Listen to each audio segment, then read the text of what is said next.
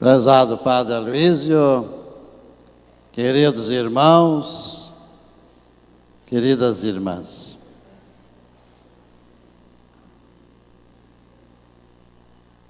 A ressurreição de Cristo é a maior das misericórdias que Deus podia nos conceder. Porque a ressurreição de Cristo é a nossa ressurreição.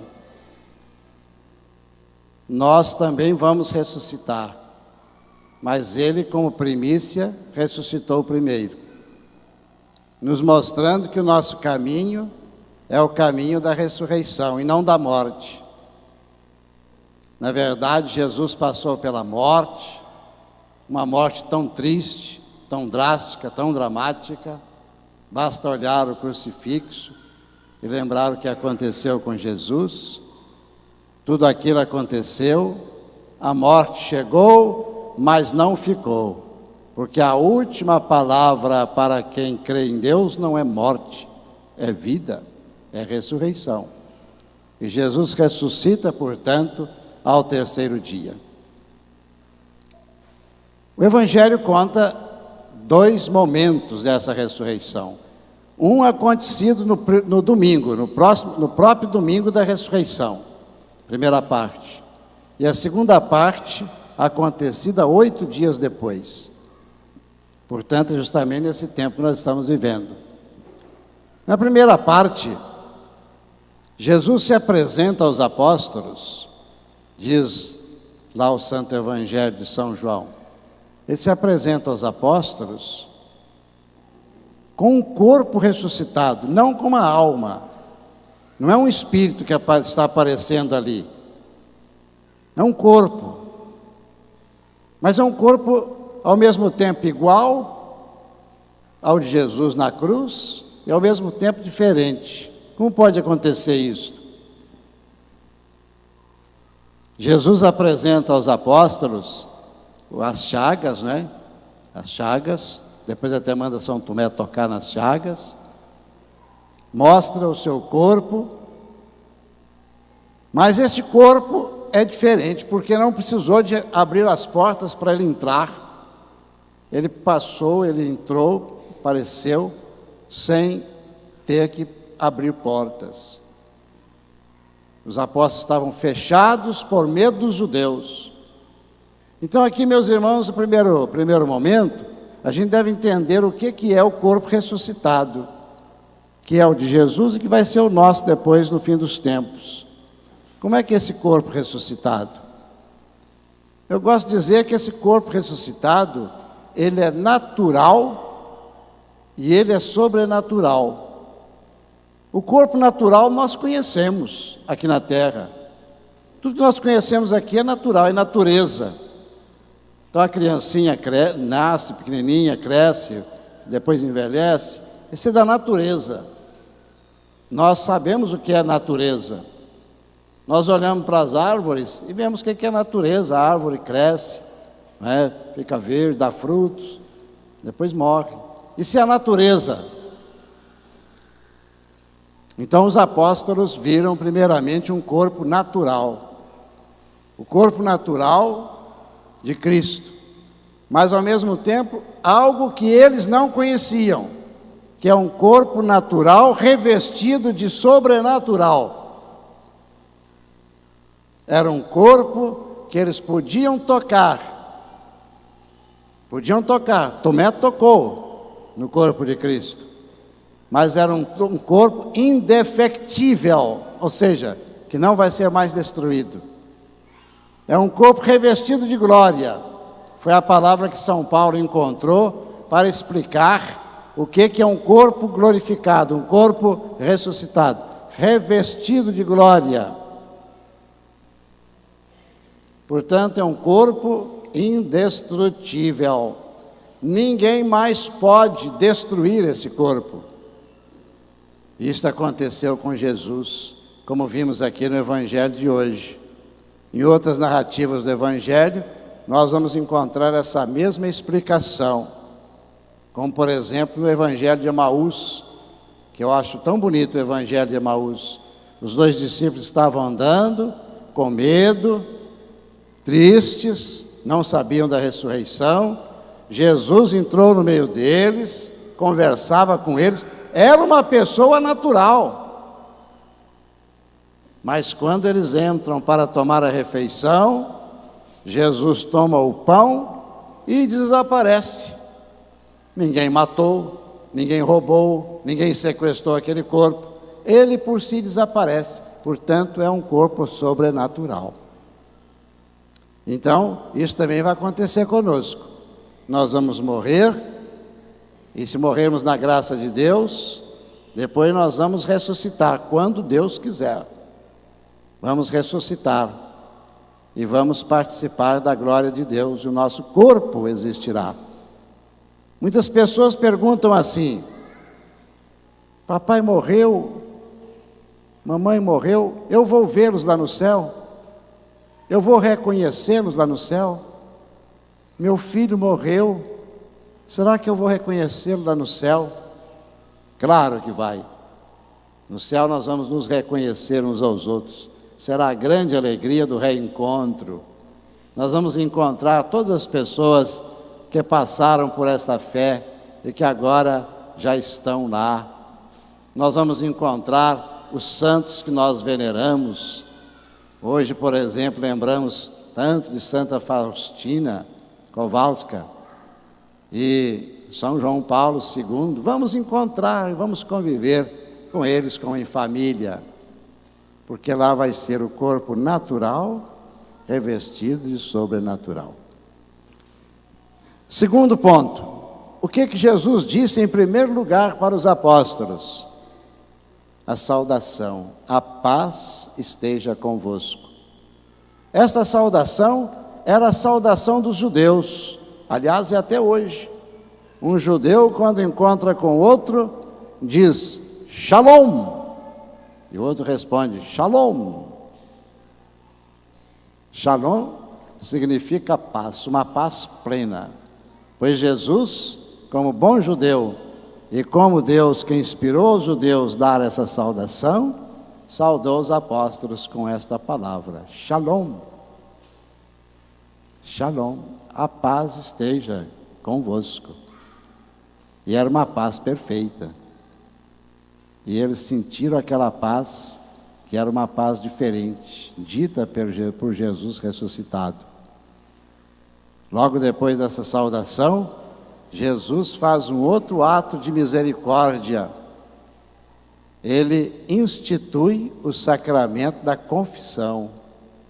Soprando sobre os apóstolos, diz: recebei o Espírito Santo. Aqueles pecados que perdoardes serão perdoados, e aqueles pecados que não perdoardes não serão perdoados, serão retidos. Quem tem poder de perdoar pecados? Só Deus. Mas Deus quis, pela sua infinita misericórdia, deixar esse poder na mão dos apóstolos, para que a pessoa que recebesse deles o perdão tivesse plena certeza que estava perdoado por Deus. Jesus deixa, portanto, na mão dos apóstolos, por uma obra de misericórdia para conosco, para que nós tenhamos paz, tenhamos certeza de que o nosso pecado está perdoado. E os apóstolos, meus irmãos, passaram, claro, para os seus sucessores, para a igreja vai passando para os seus sucessores, os bispos, os padres, que são sucessores dos apóstolos. E eles, portanto, têm este poder, que não é dele, mas é de Cristo, é de Deus, de perdoar. Para que Deus dá esse poder ao padre, ao bispo? Não é para a honra do padre nem do bispo, é para misericórdia com você, para que você tenha certeza de que está perdoado por Deus. A igreja, portanto, recebe esse grande dom da misericórdia. Cada vez que o padre levanta sua mão e dá o perdão dos pecados, você pode ter certeza que está perdoado, né? Conta-se na história de São Francisco de Sales, foi bispo de Genebra. São Francisco de Sales era um grande bispo, um santo bispo. E ele tinha uma pessoa que trabalhava lá na catedral dele, que era uma pessoa muito boa, mas não se confessava. Essa pessoa era uma senhora, era ótima, mas não se confessava, tinha vergonha de confessar, tinha medo de confessar. E quando foi um dia, ela pensou diante de Deus: mas eu preciso me confessar, tantos anos que eu não me confesso. E pensou: por penitência eu vou confessar com o bispo. E foi confessar com o bispo, com aquele bispo a quem ela servia lá com os serviços da igreja. Ajoelhou-se humildemente diante do bispo e contou toda a sua vida, falou todos os seus pecados de todos os tempos. Deus deu a ela uma graça de não perder nenhum. E ela confessou então para aquele bispo, Francisco de Sales. E o bispo então lhe deu a absolvição. E ela, depois que terminou a confissão, falou com o bispo assim: pois é, senhor bispo, agora o que o senhor não está pensando de mim, hein? O senhor pensava que era uma santa, agora o que o senhor está pensando de mim, depois desses pecados todos que eu lhe contei na confissão? E São Francisco de Sales falou: não, eu estou pensando que a senhora de fato é uma santa. Mas como santa com tantos pecados? Os pecados existiam antes da confissão, agora eles não existem mais. A senhora foi absolvida, foi regenerada na sua pureza batismal, de maneira que começou tudo outra vez, minha filha. Esquece o pecado, você agora está no ato de santidade. Está vendo por que Jesus instituiu o sacramento da penitência, da confissão? É para nos dar essa certeza que Deus não perde a esperança em você, que Deus não perde a esperança no pecador, porque o pecador que se arrepende, ressuscita na sua alma, começa uma nova vida. A confissão é um ato de ressurreição. Você sai ressuscitado, porque você foi capaz de humildemente contar os seus pecados e receber de Deus o perdão. Grande ato da misericórdia. Terceiro ato de misericórdia que Jesus nos dá neste evangelho é o que aconteceu com o incrédulo apóstolo Tomé. São Tomé não estava com os apóstolos naquele dia, estava fora da comunidade. Quem fica fora da comunidade fica enfraquecido. A comunidade nos ajuda, nos dá força. Quem fica longe fica enfraquecido, pois São Tomé estava fora da comunidade dos apóstolos. E quando ele recebeu dos apóstolos a notícia que Jesus tinha ressuscitado, ele disse: não acredito. Podem falar o que vocês quiserem, mas eu não acredito. E os apóstolos contaram que viram o Senhor. Não acredito. E aí foi o ato de misericórdia de Jesus com aquele frágil apóstolo. Passado 8 dias, Jesus se apresenta outra vez na comunidade dos apóstolos. Estavam ainda fechados. E Tomé então está ali. E Jesus aparece ali só por causa de Tomé. E diz: Tomé, venha pôr a mão nas minhas chagas. Toque o seu dedo no meu lado direito. E acredite, tenha fé. Não seja incrédulo. E é tão bonito a gente ler isso no Evangelho, né, meus irmãos? Quando São Tomé, humildemente, eu fico pensando que, tremulamente, ele foi lá tocar a sua mão na chaga do peito. E ele bate de joelhos diante de Jesus e diz o quê? Meu Senhor e meu Deus. Eu tenho fé, mas aumenta a minha fé. E Jesus diz: você acreditou porque viu, mas mais felizes são aqueles que vão acreditar sem ter visto. Nosso Senhor estava com o nosso rosto diante dele quando falou isso, porque nós não precisamos ver para crer, nós estamos aí. Não precisa Jesus se apresentar aqui em corpo e alma, nós o vemos pelo olhar da fé, que é muito mais forte. E aí Jesus nos diz: você é feliz, porque você vê, você crê sem necessidade de ver.